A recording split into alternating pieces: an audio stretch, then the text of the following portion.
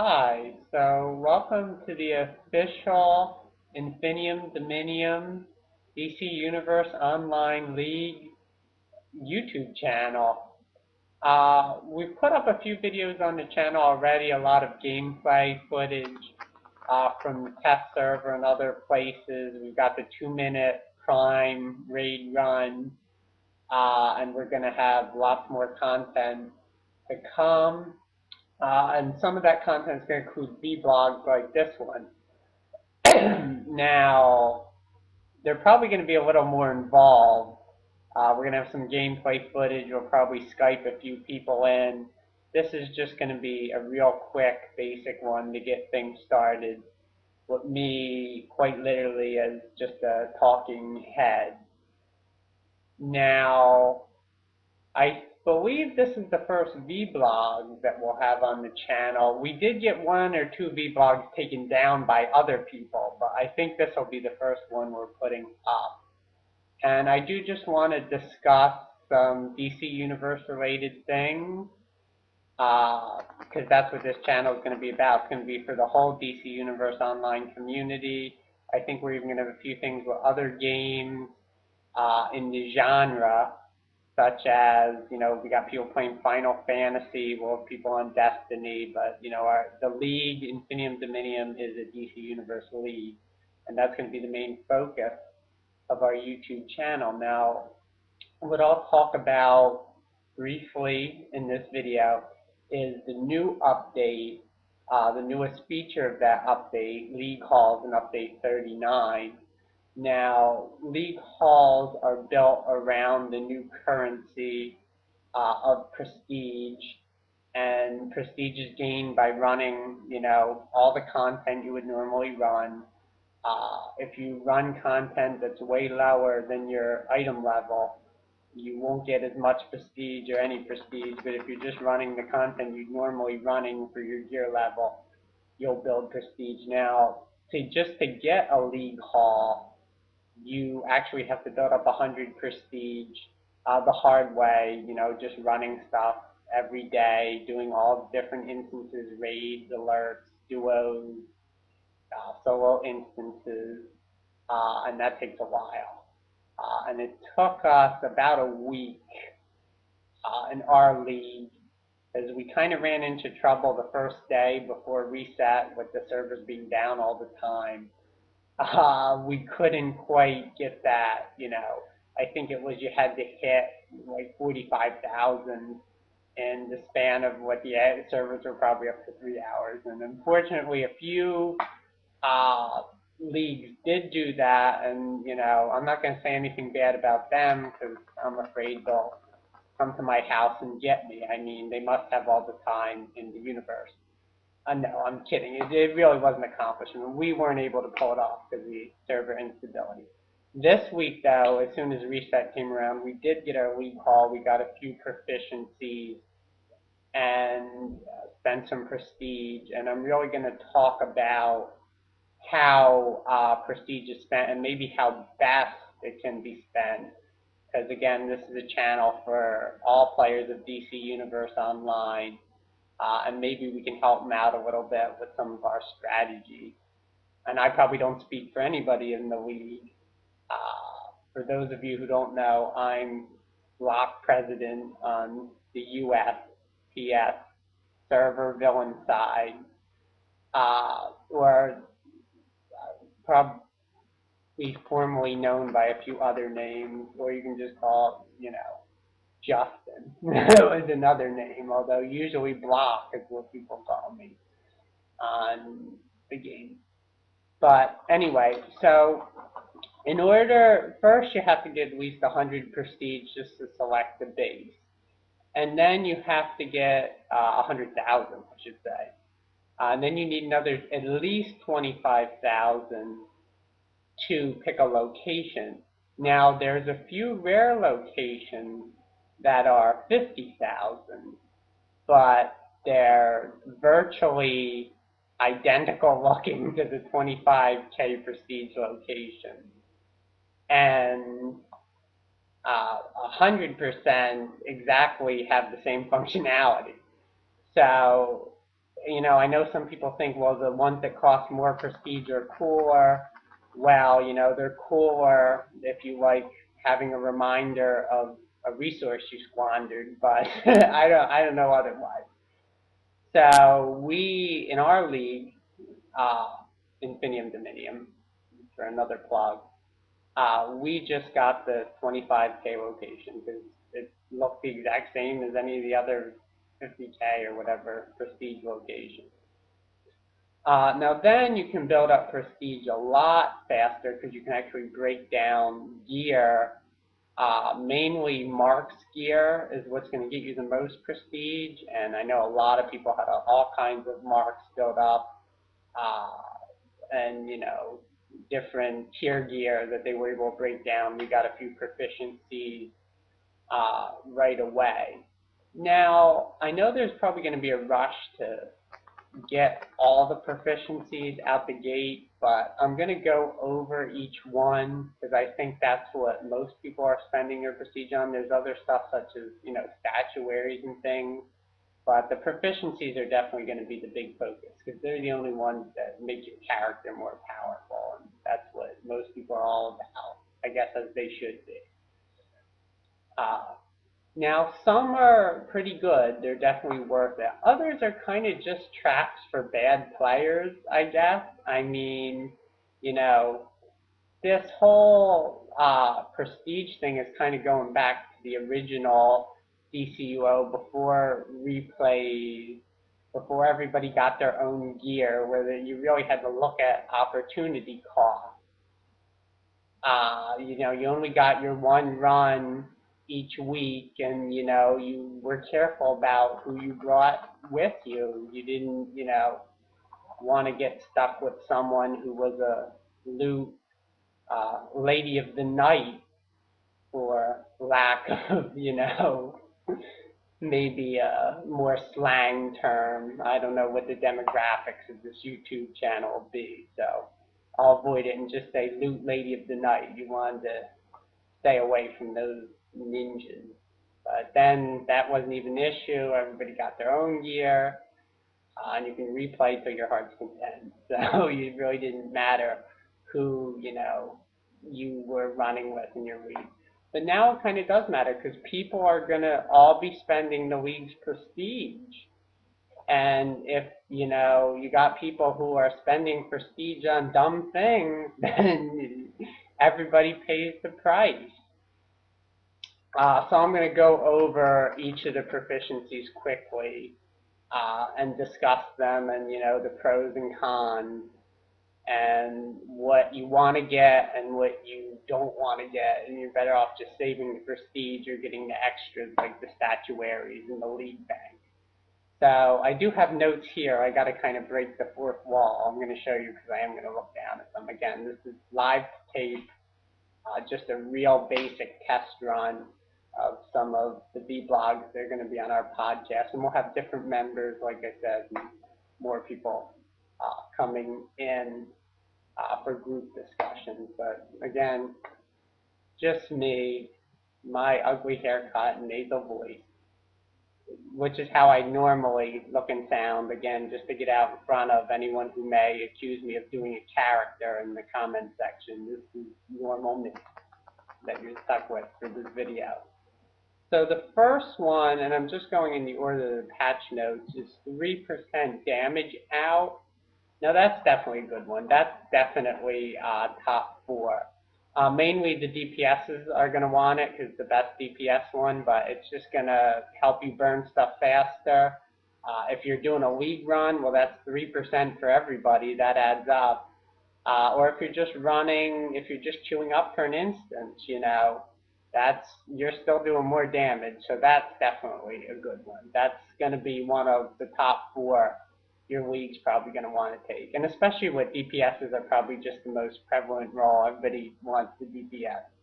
So let me go on to the next one. 3% damage out when health is below 30%. Now this is a trap for, you know, bad players. Someone looks at it and is like, oh, you know, well, I want to do more damage when I'm low on health or whatever, but when you really look at it, you have to ask yourself, how often should, squishy DPSs, the ones who are doing the most damage, or really anybody, be at less than 30% health? And, there's already a mod where you can do 30% more damage if you really want to get your health low to try and burn stuff, which totally surpasses that. So that one's really not worth it. You don't want to give DPSs any more excuse to stand in the fire or do whatever they always do to get their health low. And 3% isn't anything anyway for how rare that circumstance can come up. Definitely pass on that one. So 3% damage out straight up, that's the first one of the first ones you're going to want to take. That's actually the first one we took. 3% damage out when your health is less than a third, skip that for sure. So let me go over to the next one. 1% critical attack damage and chance.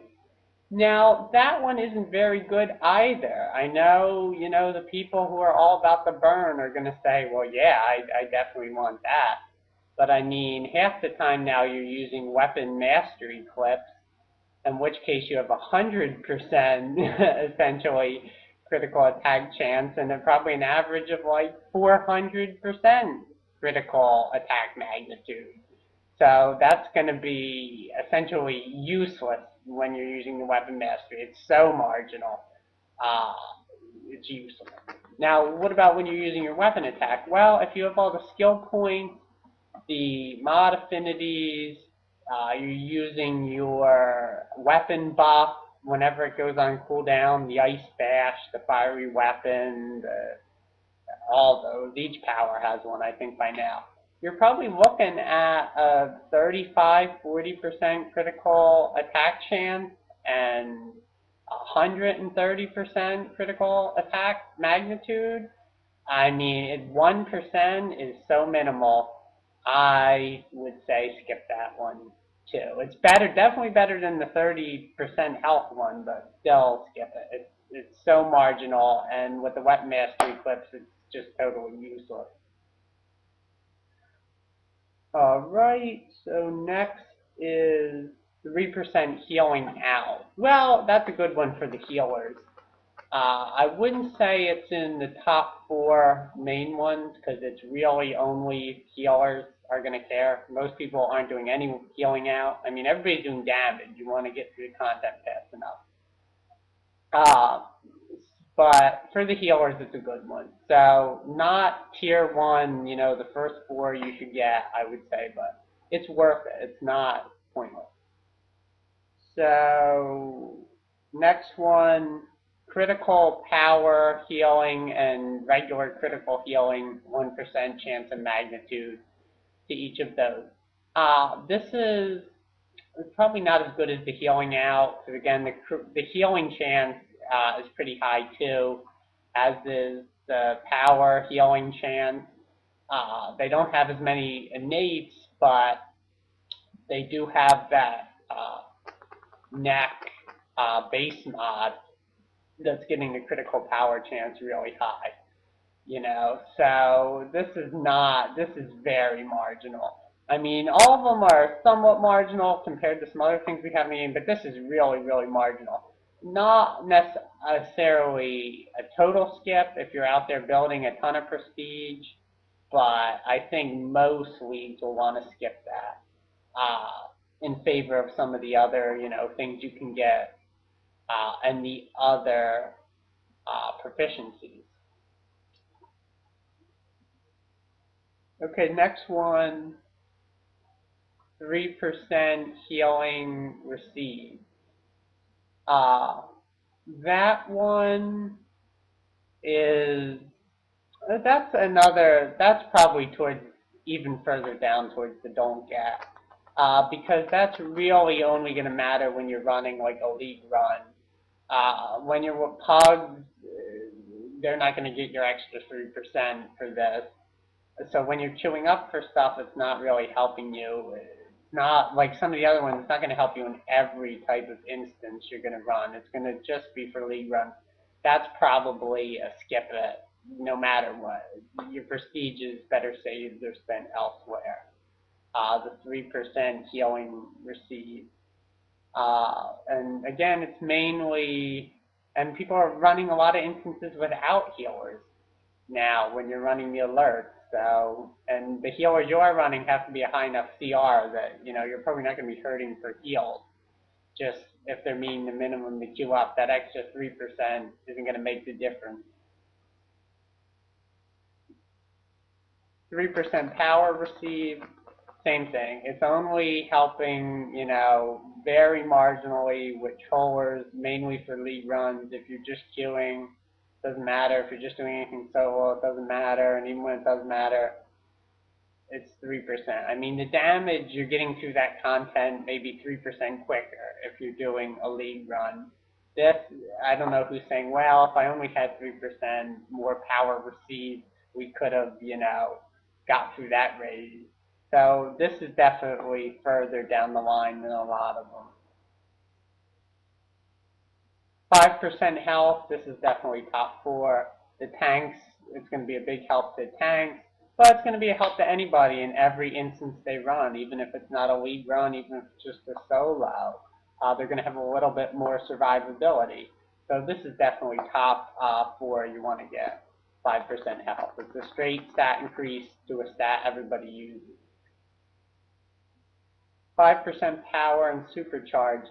Now, the thing about power, and this is kind of good to hear for people who mod power, I mean, once you're really in battle, your power is never going to be capped. It's always good. You're always just going to be using powers off, what the controller is giving you. So your max power is meaningless. So that's why I would say you usually don't even want a mod for power. You're better off with vitalization or dominance or restoration or something. And that's why this proficiency isn't very good and probably a skip it. Supercharge, I mean, it's only 5%. And some people don't use supercharges. Certain weapon attacks do more damage if you're supercharged at maximum and they play off that, or they just don't have the power points and they get everything else they want in their loadout.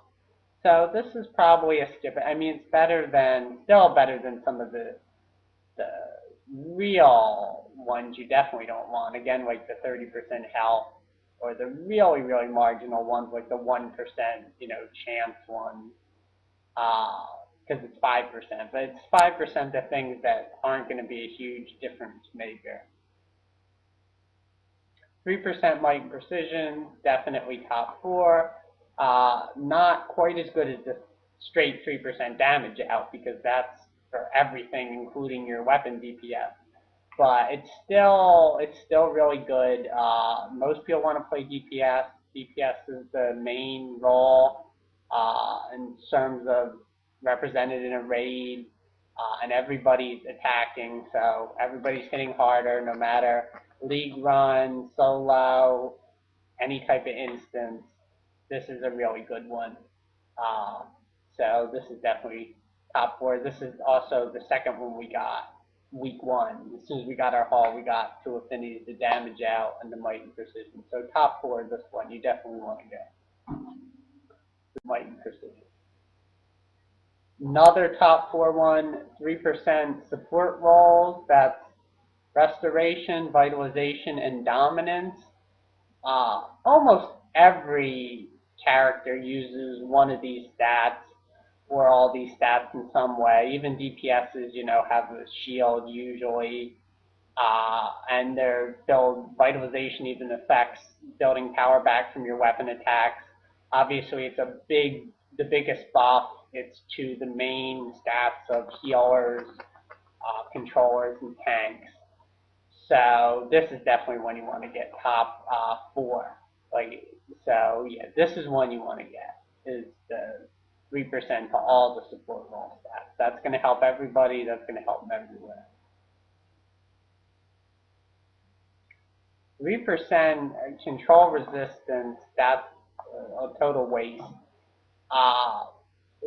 Everybody are saying different things about what control resistance does. Some people say, let me get my correct grammar, it makes you break out faster. It makes you use less power breaking out. It makes you 3%, well, whatever percentage less likely to be stunned. But I mean, just if you're getting the mastery on your weapon, you're already at 25% control resistance. Then there's a lot of powers that give you control resistance. There's mods that give you control resistance. And I don't even know what it does. It seems like whether I have 50% or 0, it seems the same to me. And there's never been an official answer from the developers as to what exactly control resistance is. But it's not good, and for this proficiency, it's also only 3% when, you know, so many things give you 10 to 25% in the game. It's totally not worth getting. That's definitely proficiency you should be skipping. And being careful about who you give the option to spend prestige on the proficiency so they don't run for the mystery stat of control resistance 3% increase. But, that's a skip it. Let me go to the next one. The next one is out of combat power and health regen, 1% to power, 4% to health. I don't know who would get this, who this appeals to. I mean, you always have those people who act like their, you know, family is kidnapped next door and they only have 10 minutes to complete this instance while they're logged on, and then they got to go save them from getting, you know, blown away. They're in such a rush. That would be the only people who care about a very marginal increase to out of combat regeneration. This is definitely a skip it. And again, be careful who can spend your prestige because they have these traps out there for the not so bright. Actually, that's the last one. So there you go. Again, just to recap, the top 4 that every league's probably going to want: the 5% health, the 3% support stats, the 3% might and precision, and the 3% damage out. You definitely want those 4. I would say even have some weeks where you're just saving prestige, so you can always get your main one. If, you know, maybe your league takes a break. I know INFINITUM DOMINIUM will take a break sometimes a little bit in between DLCs. We're not quite as active until new content comes out. But the people who do play are still going to want their main proficiencies. Save your prestige for that. You're able to save up to 400,000 prestige. So maybe take a few weeks where you get your main proficiencies and then you just bank it so you got 100 or 2. And then you're not one of those people who are living paycheck to paycheck on the rent of DCUO and the League Hall. Or get the extra stuff. The statuaries are cosmetic, but they're cool. They're 10,000 prestige. The bank slots, you know, there's varying tiers of prestige cost to upgrade them, but once you have them, it's permanent. Unlike, you know, some of these proficiencies, especially the less useful ones. So these are all things to take into consideration in getting your League Hall and maintaining it and getting the stat buffs and choosing wisely about, you know, the ones you're going to get and what you're going to do with your prestige, because this is an opportunity cost. It's capped. You know, if one thing you're getting is something else you're not getting when you're spending the prestige. Now, DCUO has a tendency to go pay to win on just about everything, so maybe you'll be able to replay the cap at one point and you'll get them all. But right now, people are logging on at the reset because they're excited about, you know, what they're going to spend the prestige on, and that's, you know, limitations are breeding creativity in that sense because you're limited. There's kind of no way around it right now. So choose wisely, and good luck with your League Hall. This is Block President out of here.